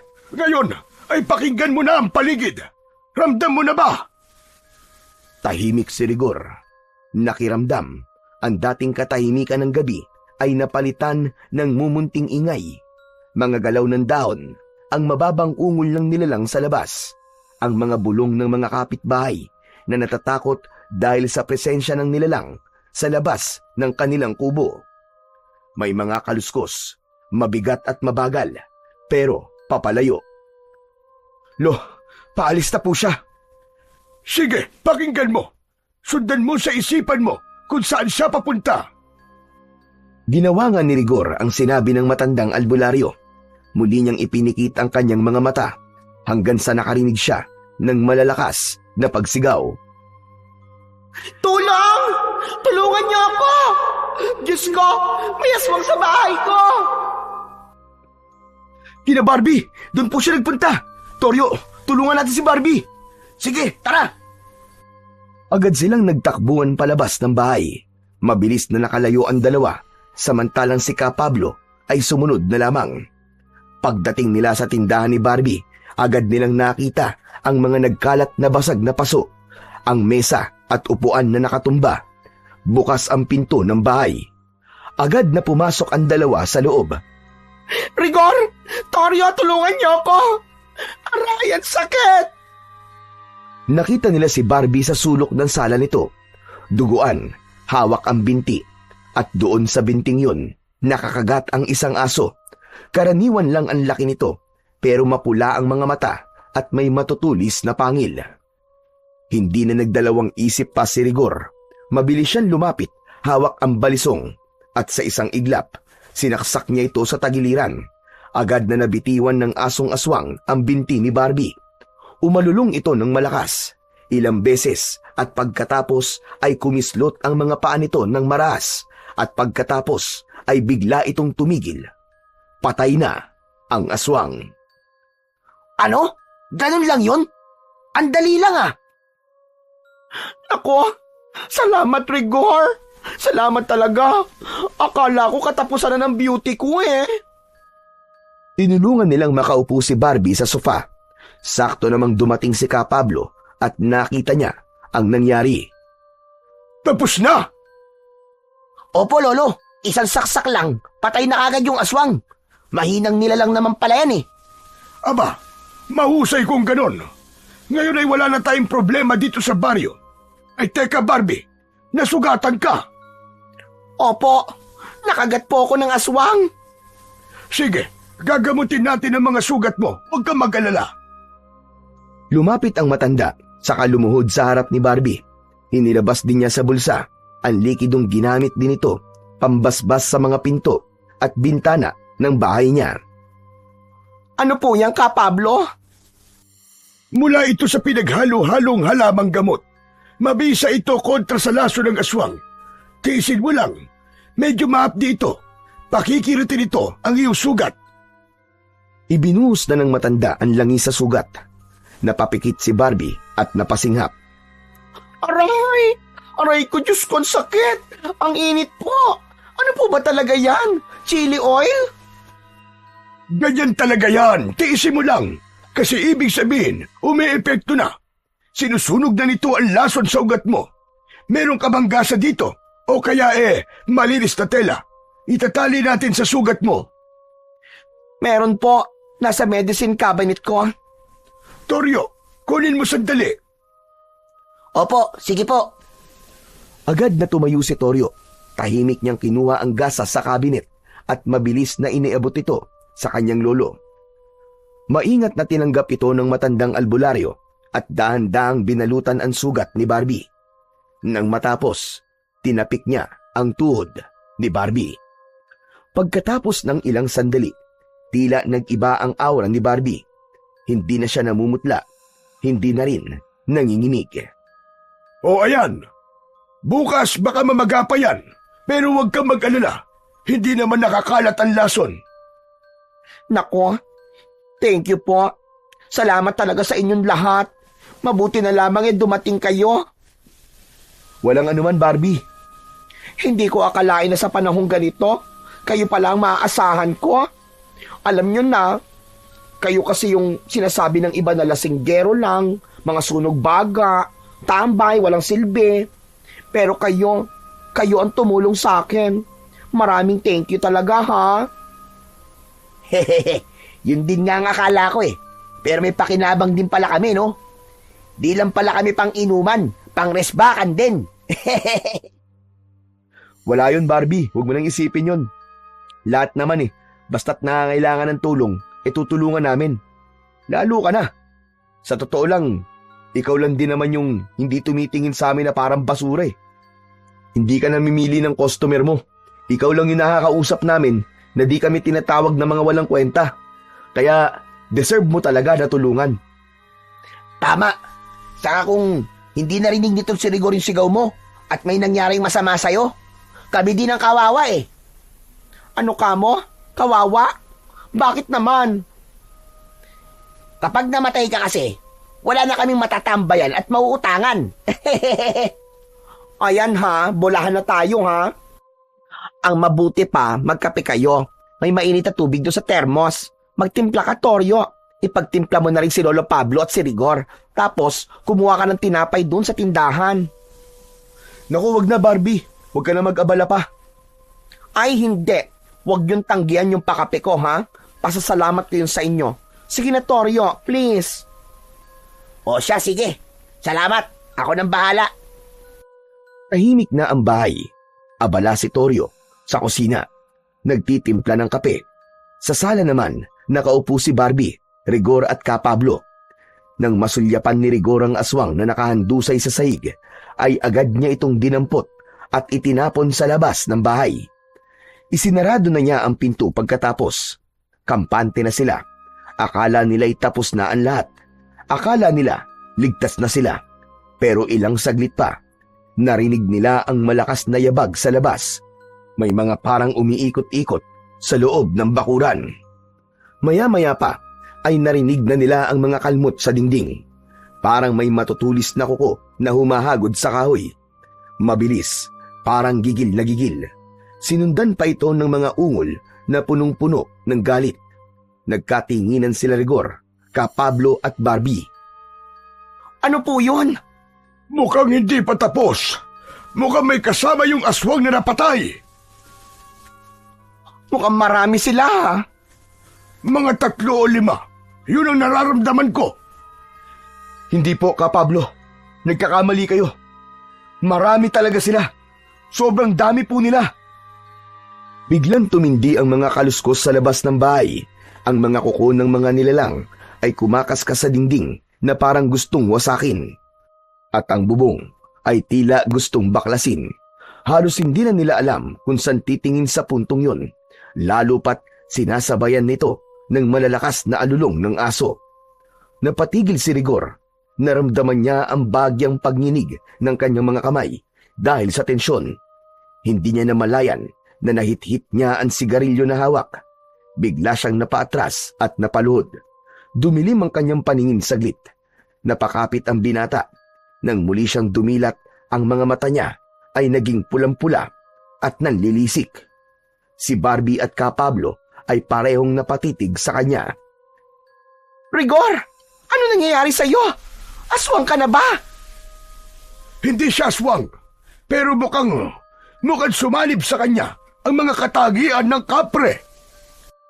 Nanatiling tahimik si Rigor, pero dama niya ang lakas na dumadaloy sa katawan niya. Ang paningin niya ay tumatagos sa mga dingding.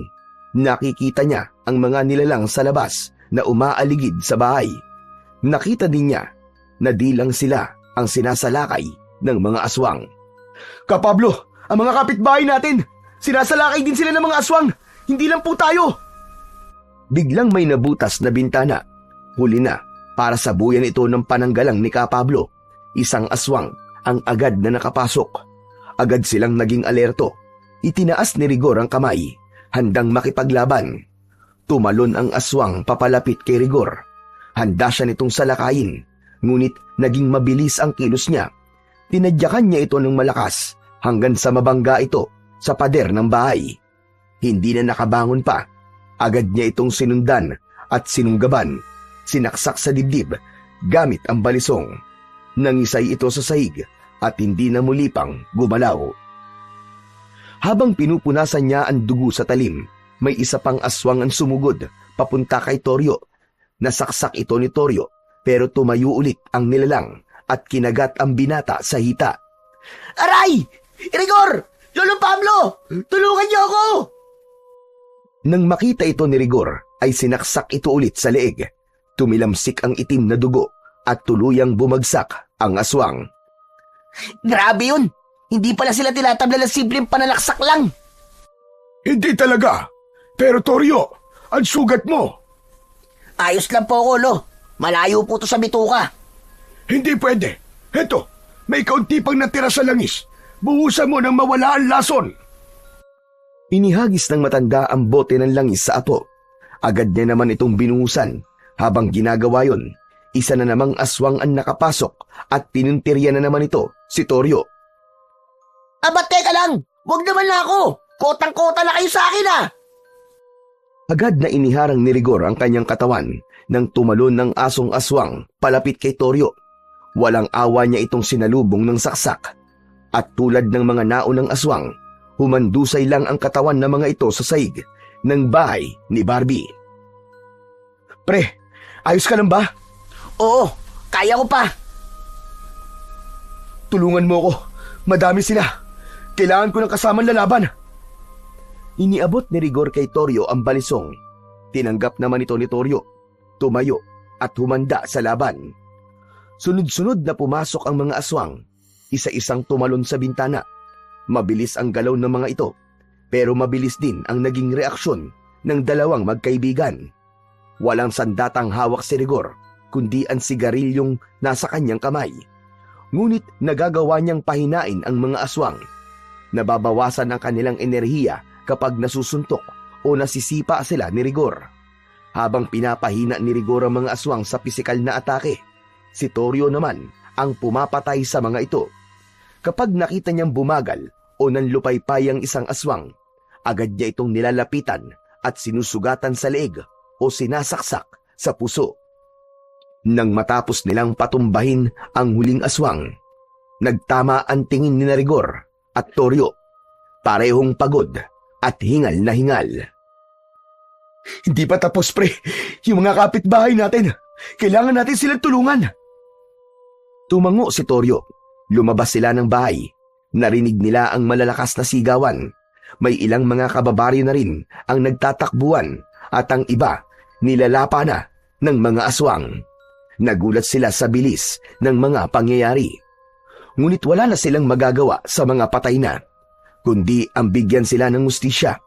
Pinatay nila ang bawat aswang na makasalubong sa labas. Si Rigor, gamit ang kakaibang paningin, ay natukoy kung saan ang pinakamaraming aswang. Dinala niya roon ang kaibigang si Toryo. Naiwan na si Barbie at Kapablo sa isang kwarto sa bahay ni Barbie at doon pansamantalang nagtago. Pinuntahan ng dalawang magkaibigan ang bahay ng isang pamilya na naiipit sa loob ng bahay. Pinaliligiran ng mga aswang ang kanilang tahanan. Mahigit sa 10 ang mga aswang na paulit-ulit na sumusubok sirain ang pinto. Tahimik na sumenya si Rigor kay Toryo na huminto muna. Itinaas niya ang hawak na tabako at itinapat sa kanyang bibig. Isinubo niya ito at humithit. Matagal, tila iniipon ng usok sa kanyang baga. Ilang segundo siyang hindi gumalaw. Pagkatapos ay dahan-dahan na ibinuga ang usok. Ang usok ay parang may sariling buhay. Papunta ito sa direksyon sa harap ng bahay ng pamilya. Pumwesto sa pinto at nagmistulang isang harang. Biglang nagsipag-atrasan ang mga aswang. Para bang may hindi nakikitang pader na pumigil sa kanila. Ang iba sa kanila ay umalulong at ang ilan naman ay tumakbo ng palayo. Tong, anong ginawa mo? Hindi ko rin alam eh. Basta may naririnig lang akong bulong sa isip ko na kailangan kong gawin yun. Kaya ginawa ko kaagad. Mukhang malakas ang kapangyarihan ng tabako na yan Tignan mo, takot na takot ang itsura ng mga aswang sa simpleng usok lang na nagawa mo. Kaya nga eh. O paano? Tapusin na natin ang laban. Ubusin natin ang mga aswang na yan. Muli nang hinarap ng dalawa ang mga halimaw. Hindi na sila nag-aksaya ng oras. Muling hinit-hit ni Rigor ang tabako at sa bawat pagbuga ng usok, tila nagkakaroon siya ng panibagong lakas. Ang kanyang pandama ay lalong tumatalas. Unang sumalakay ang 3 aswang mula sa kanan. Mabilis ang kanilang galaw, parang aninong sumusulpot mula sa dilim. Ngunit agad silang sinasalubong ni Rigor. Tila agad na nitong nalalaman kung ano ang mga nangyayari at nababasa niya ang galaw ng bawat aswang. Sa isang iglap, nasuntok niya ang isa sa mga aswang. Humabol si Toryo at isinaksak ang balisong sa leeg ng pangalawa. Umagos ang dugo nito at bumagsak ng pasadsad sa lupa. Ang pangatlo ay sinalubong din ni Rigor at sinipa doon pa lang sa ere. Napasigaw ito sa hapdi at tuluyang bumagsak sa lupa. Isang huling saksak mula kay Toryo ang tumapos sa buhay nito. Pagod na ako. Kailangan na natin tapusin ang laban na to. Muling humithit si Rigor ng tabako at humigop ng mas malalim. Nang ibuga niya ang usok, diretso itong pumulupot sa mga aswang. Ang iba naman ay nagsimulang magsuka, nalason sa usok. Habang lumalalim ang gabi, lalong lumalakas ang loob ni Rigor at Toryo. Duguan na ang kanilang mga damit at may ilang sugat na rin sa kanilang mga kamay. Pero hindi sila tumigil. Isa-isang bumagsak ang mga aswang. Ang ilan ay pilit pan lumaban, pero sa huli napapatay din. Hanggang sa ang natitirang mga aswang ay nagsimulang umatras, tumakbo palayo. Agad silang hinabol ng dalawa. Pinaslang, walang pinatawad. Isa sa mga aswang ang nagtangkang magpalit ng anyo at nagpanggap na tao, pero dahil sa taglay na malakas na pakiramdam at paningin ni Rigor, nalaman ito ang pagpapanggap. Nilapitan niya ito at tinapos. Pagkalipas ng halos ilang oras ng tuloy-tuloy na labanan, huminto na ang mga alulong. Tahimik na ang buong paligid. Nagkalat ang mga bangkay ng aswang sa paligid. Wala na. Wala na sila. Naubos na. Tapos na ang laban. Lumapit si Toryo. Hawak pa rin ang balisong. Kapwa sila hinihingal. Ang angas natin, Tol. Ang galing natin. Oo, ang galing mo, Toryo. Dahil sa kapangyarihan ng mga sandata natin, ligtas na ang baryo. Inayos ni Toryo ang kanyang tayo at sa gitna ng kalsada, buong lakas siyang sumigaw. Tapos na! Ligtas na ang baryo! Wala na ang mga aswang! Maya-maya pa, nagsilabasa ng mga tao mula sa kani-kanilang mga bahay at nang makita ang dalawa at ang maayos ng sitwasyon sa labas, ay sabay-sabay na nagpalakpakan ang lahat. May mga umiiyak, may mga nagdasal, at karamihan ay lumapit kina Rigor at Toryo upang magpasalamat. Hanga sila sa ipinakitang kabayanihan ng dalawa. Nang matapos, ay agad silang nagtulong-tulong para iligpit ang katawan ng mga aswang. Sa gitna ng plaza, sama-samang binuhat at inipon ng mga lalaki ang mga bangkay ng mga aswang. Binalot ito sa mga lumang tela, binuhusan ng gasolina at sabay-sabay nilang sinunog. Nang matapos ang lahat, nagpaalam na si Rigor at Toryo sa mga tao. Binalikan nila si Barbie at ka Pablo. Grabe! Kung nakita nyo lang, ang galing namin, Lolo! Napatay namin yung napakadaming aswang na sumalakay dito sa baryo. Grabe! Ganun ba talaga kadami yung mga aswang na yon? Diyos ko, Day! Wala man lang nakapansin sa atin na may mga nakapasok na palang ganung nilalang dito sa baryo. Kaya nga maging ako, hindi ko man lang napansin. Kakaiba silang kumilos. Masyadong maingat, kaya hindi talaga sila napansin. Marami akong nakikitang mga bagong mukha nung nakaraang araw. Pero hindi ko naman akalain na mga aswang pala sila. Grabe, nakakasyokot. Buti na lang talaga, magaling kayong dalawa. At dahil dyan, ililibre ko na ang electric fan sa inyo kapag mag-iinom kayo dito sa tindahan ko. O diba? Perfect! Uy, ayos yun ah. Mapapasarap lalo ang inuman natin, pre. Granted na ang special request natin kay Barbie. Salamat Barbie pero mukhang kailangan na namin magpaalam sa'yo. Ramdam ko ng pagod inaantok na ako. Uy, antok ka na? Gusto nyo ba dito na lang kayo matulog? Ay nako, hindi na. Doon na lang kami sa bahay ng apo ko. Ako naman, uwi na muna ako sa bahay namin. Kailangan ko din masiguro kung ligtas ba ang pamilya ko. Kaya't nagpaalam na si Rigor. Pagdating sa kanilang bahay, maingat siyang kumatok. Nay! Tay! Ako po ito! Tahimik sa loob, pero maya-maya pa ay nakarinig siya ng kaluskos.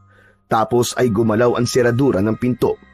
Nang mabuksan ito, bumungad sa kanya ang mukha ng nag-aalalang ina. Pumasok siya sa loob ng bahay at nakita niyang ligtas naman ang lahat. Nagpasalamat siya sa Diyos dahil walang masamang nangyari sa kanila sa kabila ng kaguluhang nangyari sa baryo. Sa wakas, nang masigurong maayos na ang lahat, natulog na ang binata, ngunit bigla siyang naalimpungatan nang makarinig ng isang tinig. Rigor! Nang imulat niyang maigi ang kanyang mga mata, ay nakita niya ang sarili niyang nasa gitna ng bukid.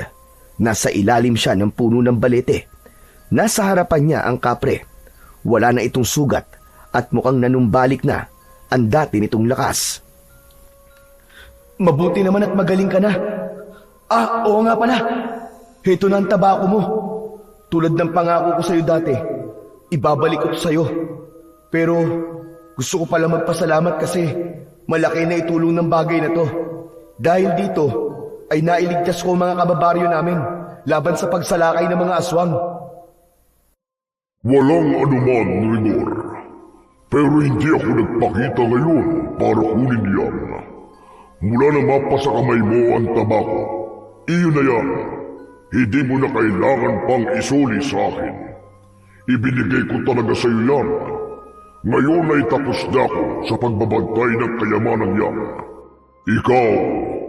Ikaw ang karapat-dapat na maging bagong tagapangalaga. Napakunot ng noo si Rigor. Inabot niya pa rin ang tabako, ngunit itinulak ng kapre ang kamay niya pabalik. Ibig mo sabihin, akin na talaga to? Oo, ang mutya sa loob niya, gamitin mo ng tama. Marami ka pang matutuklasang kapangyarihan niya. Hanggat dalisay ang layunin mo, hindi ka pababayaan ng mutya. Tumango si Rigor at muling pinasalamatan ang kapre. Pagkatapos ay biglang dumilim ang paligid. Sa muling pagmulat niya, maliwanag na ang paligid. Maingay na rin sa labas ang mga tao, panay ang kwento ng mga nangyari. Hindi makapaniwala ang mga magulang ni Rigor na nagawang iligtas ng kanilang anak ang baryo. Bumangon na siya, agad niyang kinuha ang tabako at dahan-dahang binuklat ito. At tama nga ang nasa kanyang panaginip. May pulang bato sa loob nun. Agad niya itong dinala kay Mang Pablo. Mutya nga ito. Pambihira. Isa ka talagang pinagpala. Gumawa sila ng kwintas at ginawang palamuti ang mutya. Isinabit ito sa leeg ni Rigor. Nang maisuot ito ng binata, Nakaramdam siya bigla ng kapayapaan. Parang nawala ang lahat ng bigat sa kanyang puso at katawan. Nagkaroon siya ng kakaibang sigla na hindi maipaliwanag. Uy pre, subukan mo kayang tumaya sa wedding. Di ba sabi nila, maswerte ang tabako ng kapre? Tignan natin kung effective ba talaga baski ang mutya na lang ang nasa'yo. Hehe, di ba? Galing naman dyan ang lakas mo. Baka dyan din galing ang swerte. Ano na naman bang kalokohan ang pinagsasasabi mo, Toryo, dito sa kaibigan mo? Pambihira itong batang ire. Pamigil ka nga at baka mamaya dagukan kita. Si Lolo naman susubukan lang naman kung totoo eh. Anong sabi ng kapre? Gamitin ito sa maayos na paraan. Walang nagawa si Toryo. Nang kontray na siya ng kanyang lolo Pablo. Ngunit ng bandang hapon na, habang nakatambay ang dalawa sa tindahan ni Barbie, muling kinulit ni Toryo ang kaibigan. "O na, sige na. Ang kulit nito. Tataya na ako sa wedding." Wala sa loob na tumaya si Rigor. Wala lang para sa kanya yun, ni hindi nga pinag-isipan o pinag-aralan ang numerong tatayan. Kaarawan lang nilang dalawa ni Toryo ang kanyang inilista. Kaya naman, laking gulat niya kinagabihan ay nalaman niyang nanalo siya ng halos 50,000 piso. Hindi siya makapaniwala, pero hindi siya nagpakasaya para sa sarili niya. Ginamit niya ang pera para mag-donate sa kanilang kapilya. Nagbigay tulong din siya sa mga nasugatan at sa mga namatayang pamilya nang sumalakay ang mga aswang. Ang natira namang pera ay nagpakain siya sa kanyang mga kapitbahay. Makalipas ang ilang taon, tuluyan na ngang nagbago ang buhay ni Rigor. Ganon din si Toryo. Hindi na siya ang dating lasenggo na palaging nakatambay sa tindahan. Sila ay naging isang huwarang mamamayan na. Masipag at maaasahan. Araw-araw, makikitang tinutulungan nila si Ka Pablo sa mga gawain nito sa pag-aalbularyo, sa paggagamot ng mga taong may sakit at iba pa. Magkaagapay ang dalawang magkaibigan sa pagbabantay sa baryo. Hindi lang laban sa mga masasamang elemento, kundi pati na rin sa mga nilalang o tao na maaaring maghasik ng lagim sa baryo. Tuwing gabi, pinangungunahan nila ang pagroronda at pag-iikot sa lahat ng sulok. Kasama nila sa bawat pag-ikot ang ilang kabataang na-inspire sa kanilang kwento. Mga dating pasaway, pero ngayoy aktibong tanod na rin sa barangay. Tinuruan nila ang mga ito kung paano magbantay, maging disiplinado at magmahal sa sariling lugar. Si Ka Pablo naman, bagamat may edad na, ay laging nasa likod nila bilang tagapayo at gabay. Tinitiyak ang kaligtasan ng lahat at upang hindi na maulit ang pagsalakay ng mga aswang. At dahil sa pagsisikap nilang lahat at pagtutulungan, ang baryo ay unti-unting naging mas maayos, mas tahimik at mas ligtas. So yun na nga po mga idol. Sana po ay nagustuhan nyo ang ating kwento sa araw na ito. Ngayon naman po ay dumako na po tayo sa inyong pinaka-nire-request at pinaka-hinihintay na shoutout portion. Ano pa pong hinihintay natin? Ito na po. Shoutout po at maraming salamat, Christy Odiña from San Jose, Belmonte, Bulacan. Shoutout po, Morales Alma, maraming salamat po sa inyong pakikinig. Shoutout po, Roslyn Libatan, maraming salamat po. Shoutout po, Marilyn Mikua from Singapore. Shoutout po, Salvador Vlog from San Juan City. Shoutout po, Banji Daging from Baybay, Leyte. Shoutout po, Risa Palulan from Singapore. Shoutout po, Rosalie Royo, maraming salamat po sa inyong walang sawang suporta at pakikinig. Shoutout po, CJ Apolonio from Nueva Vizcaya. Maraming salamat po sa inyo dyan sa Nueva Vizcaya. Shoutout po, Bingbing Susaya. Shoutout daw sa mga magtutubig. Maraming salamat po. Enjoy po kayo sa araw-araw. Shoutout po, Mark Bain Salgado. Shoutout po, Tingo Mahinay. Shoutout po, AJ Ibanez. Maraming salamat po.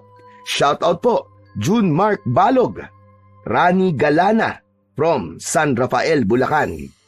Yan Real, Romeo Rivera from Manila. Shoutout po at maraming salamat Daisy Quintos. Pinapa-shoutout din po niya Quintos Family, Sabiano Camarin, Caloocan. Shoutout po Eugene Omingo from Tanay Rizal. Hello po sa inyo dyan sa mga taga Rizal.